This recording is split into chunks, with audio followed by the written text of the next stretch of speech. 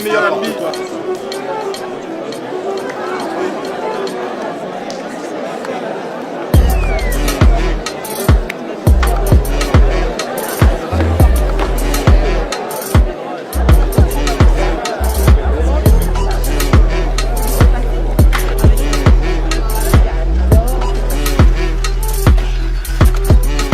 Je m'appelle Anthony. Salut. Salut, ça va? Ça va? Ouais, c'est cool, c'est cool. Tu sais pourquoi il y a autant de monde? Ah ouais, son dernier cours a eu un certain succès. Et t'en as pensé quoi? J'ai détesté. J'ai adoré. Ce prof est brillant. Un but de sa personne. Des techniques pédagogiques super originales. Je le trouve Mystérieux. louche et inutilement sévère.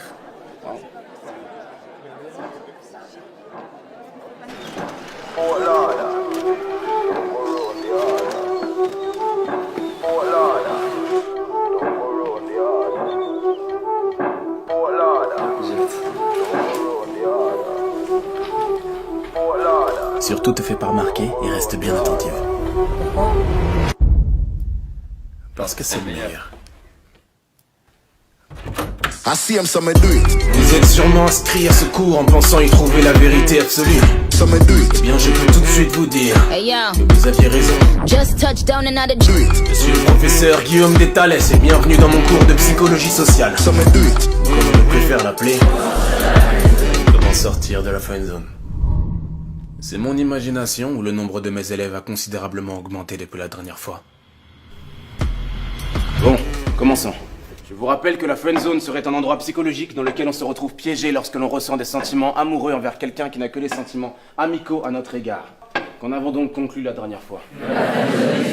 Pourquoi? Qu'il y a la seule friendzone qui existe et celle dans laquelle on se met seul en se comportant trop amicalement avec quelqu'un qui nous plaît. Et donc? Alors sortir de la friendzone consiste tout simplement à changer son comportement. Opter pour le comportement séducteur au dépend du comportement amical. En gros, ça dépend que de nous. Très bien, maintenant faites-vous plaisir et donnez-moi des signes. Des signes qui nous montrent que nous nous sommes probablement mis dans la friend zone. La voix au téléphone. La voix. Si on s'appelle le soir et je prends pas ma voix grave de mec fatigué, c'est clairement la friendzone. Très bien. Quelqu'un d'autre? Si je réponds rapidement à son message alors qu'il a pris des heures avant de me répondre, c'est la friendzone. Pourquoi? Parce que si c'est un pote et qu'il met des heures avant de me répondre, c'est pas grave, je peux répondre vite. Par contre, si c'est un flirt, faudrait pas qu'il croie que je guette ses messages. Plutôt qu'il le sache, c'est ça? Exactement. C'est plutôt une question sur un des signes. Accélérez, accélérez. Vous voulez que les gens nous quittent avant la fin de l'histoire ou quoi? Si elle like ou commente notre dernier post Instagram, c'est bien parce que... Pas forcément, mais si elle like une photo de vous qui date de 3 ou 4 mois, c'est bon signe. Parce que là, elle veut vous montrer qu'elle a remonté votre profil. Un dernier? Mais qui l'ont, Warman? Les deux tapes sur l'épaule. Les deux tapes. Alors, après avoir rigolé ou qu'on est en train de se dire au revoir, une fille qui est à l'aise avec un garçon aura tendance à poser sa main sur son épaule. Alors si c'est juste poser ou caresser, c'est bon signe. Par contre, si elle tapote son épaule, là, croyez-moi, c'est la friendzone. D'accord. Très bien. Écrivez le sous-chapitre comment désamorcer le processus d'amitié. Désamorcé? Un problème? Vous en parlez comme si c'était une bombe, comme si c'était mortel. Depuis quand est-ce que l'amitié est quelque chose qu'il faut redouter à tel point qu'on doive la désamorcer? Bon, vous avez l'air d'avoir perdu un ami. Et vous êtes persuadé que c'est à cause de moi? Quoi, c'était votre meilleur ami? Écoutez, ce n'est pas de ma faute si votre ami C'est n'a... vous qui avez déclaré que la friendzone n'existait pas. C'est depuis vous qu'il remet tout en question si on a le malheur de leur envoyer un cœur bleu. Vous avez créé des monstres incapables de se contenter d'amitié. Depuis vous, dès qu'ils ont l'impression de détecter un signe d'une soi-disant friendzone, ils ont subitement envie d'en sortir. Parce que vous les avez encouragés à en avoir peur, à voir ça comme quelque chose de vexant, comme quelque chose qu'ils doivent désamorcer. Alors qu'au contraire, ce que vous n'avez pas dit, c'est que lorsque quelqu'un vous considère comme un véritable ami, vous comptez vraiment. Et bien plus qu'un énième crush comme on en croise 1 million dans une vie. Bien plus. Vous avez créé des monstres.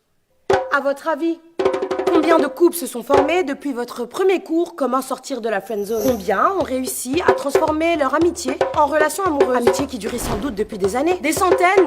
Des milliers? Combien? Et ces nouveaux couples, on dirait quoi? 6 mois? 1 an? Grand max? Vous êtes persuadés de créer de l'amour, alors que tout ce que vous faites, c'est détruire de l'amitié. Parce que l'amour échoue bien plus facilement que l'amitié. J'ai compris ce que vous essayez de nous dire, mademoiselle. Alia. Je ne vous ai pas demandé votre nom. Eh bien, je vous l'ai donné quand même. Vous avez terminé, mademoiselle Alia?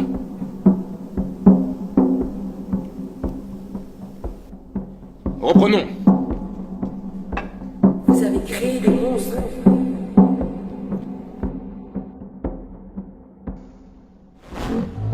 Détruire de l'amitié.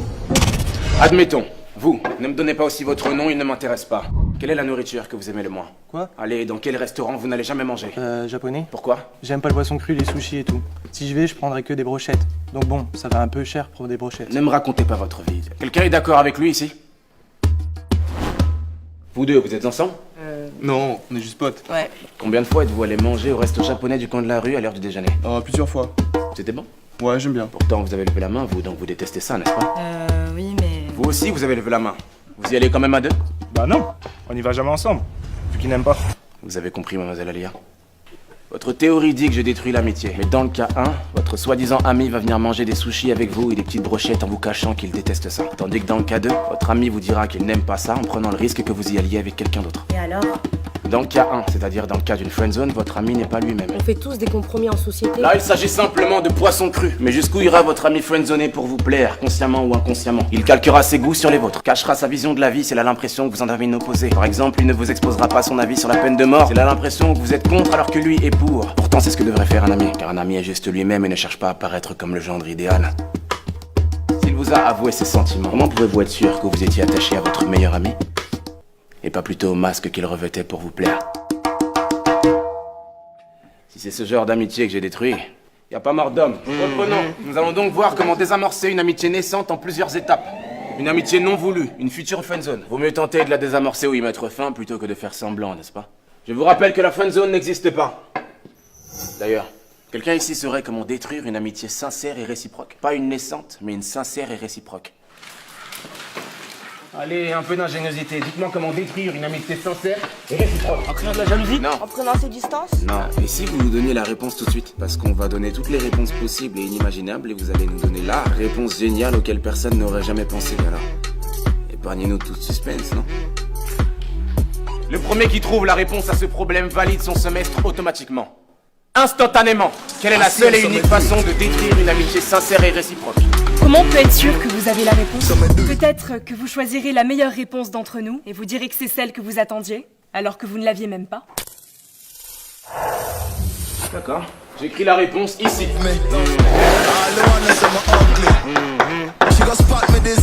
Vous avez jusqu'à la fin du cours pour la trouver.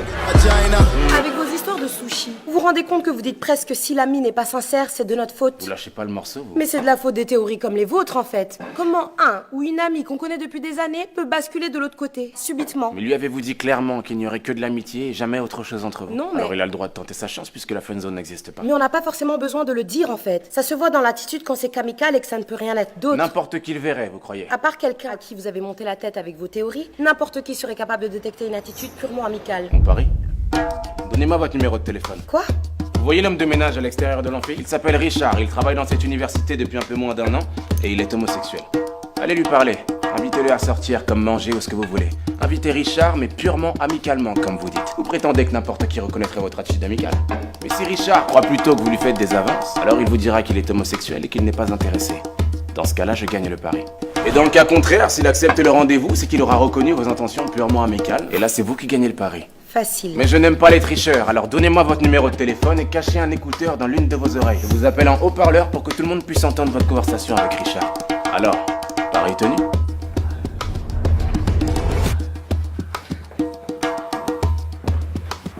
Salut. Je prends un peu l'air.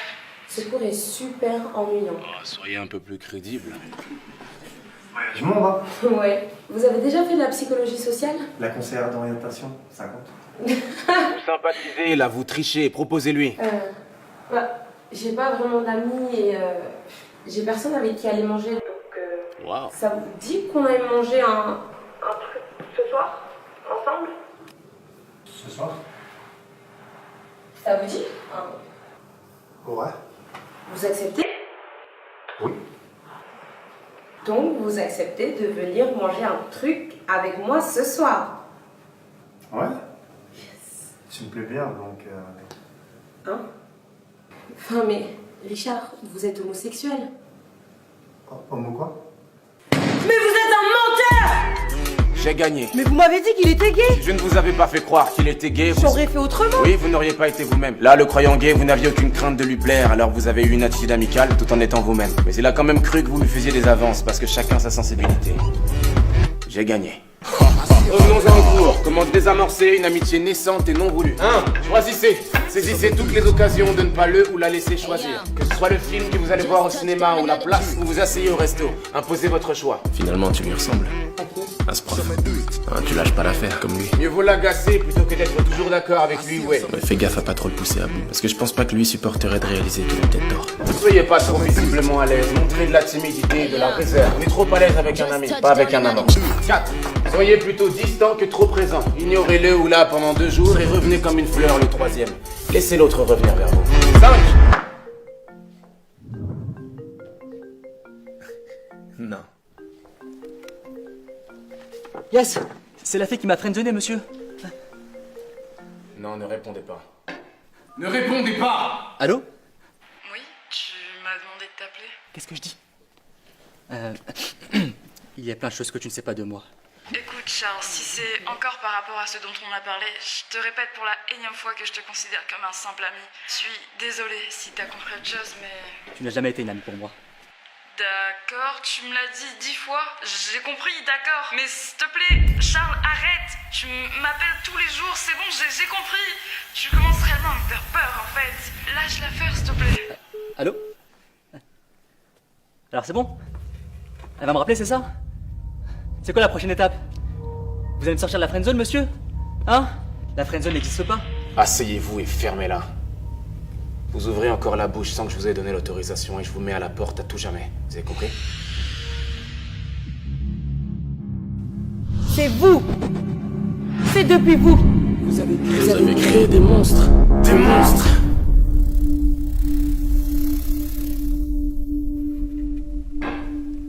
Mademoiselle Alia, je suis désolé que vous ayez coupé les ponts avec votre meilleur ami, simplement parce que mon cours l'a poussé à être sincère avec vous. Désolé qu'il vous ait menti depuis le jour de votre rencontre. Je suis désolé qu'il n'ait pas continué à ravaler ses sentiments sans vous le dire, pour que vous puissiez garder un ami fidèle, un toutou, qui va toujours de votre sens et qui vous regarde avec des yeux pleins d'étoiles pour vous permettre de faire le plein de confiance en vous et votre petite personne. Je suis désolé. Mais ne nous faites pas croire que vous ne le saviez pas. Vous faites semblant d'être remonté contre moi et mon cours, alors que vous n'arrivez simplement pas à avaler le fait qu'il vous estimait bel et bien comme un énième crush comme on en croise 1 million dans sa vie. Il était votre meilleur ami. Mais vous n'êtes visiblement pas assez bien pour être la sienne. Faites avec.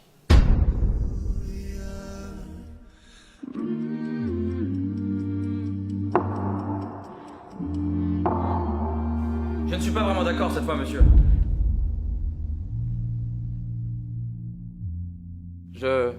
Enfin... Peut-être que son meilleur ami la considérait vraiment comme son ami, sincèrement. Ah, c'est donc lui, ton ex-meilleur ami. Mais que suite à votre cours, qui était génial, peut-être qu'il s'est dit que s'ils s'entendaient si bien, peut-être que ce serait du gâchis de ne pas tenter de se mettre ensemble. Et puis, peut-être qu'à force d'y penser, il a fini par lui faire part de tout ça. Mais que ça a brisé quelque chose entre eux et qu'ils ont préféré s'éloigner. Mais de là à dire que l'amitié n'était pas sincère... Je vous avais dit que le prochain qui ouvrait la bouche dans mon cours sans mon autorisation serait mis à la porte, alors fichez-moi le camp. Je dis fichez-moi le camp! Vous croyez où là? J'ai une tête de psychogigale ou quoi? Vous croyez pouvoir venir dans mon cours, raconter vos sornettes comme si j'étais un plateau télé? Et vous aussi, mademoiselle, vous créez des monstres. Sortez de mon cours et ne revenez jamais!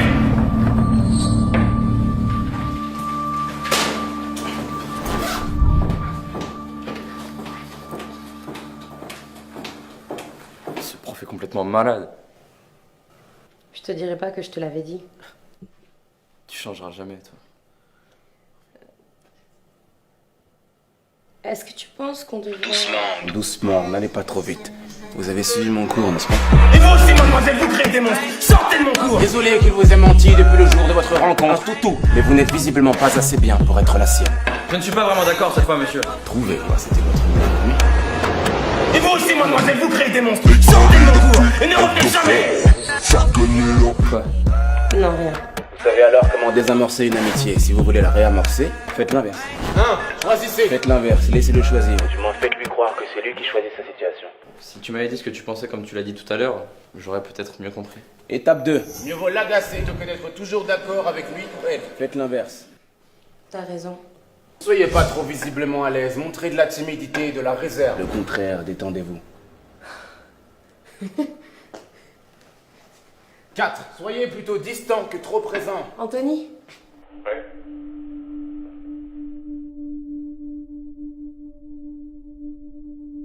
La friendzone n'existe pas. C'est un endroit psychologique dans lequel on se retrouve piégé lorsqu'on a fait une erreur comportementale. Ça arrive, ça se rectifie. Tu sais, on peut aller parler et manger à la pizzeria, là où on avait l'habitude d'aller. Mais l'amitié est un choix. La refuser en est un aussi. Non. Si vous choisissez de détruire cette chose inestimable délibérément pour je ne sais quel état d'âme, quelqu'un ici saurait comment détruire une amitié sincère et réciproque. Vous ne pourrez vous en prendre qu'à vous-même. Allons plutôt manger un burger. J'ai jamais aimé les pizzas. Les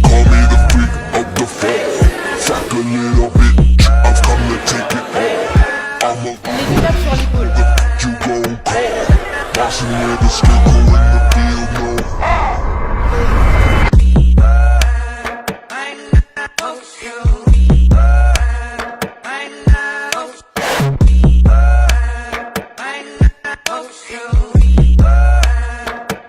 Yeah.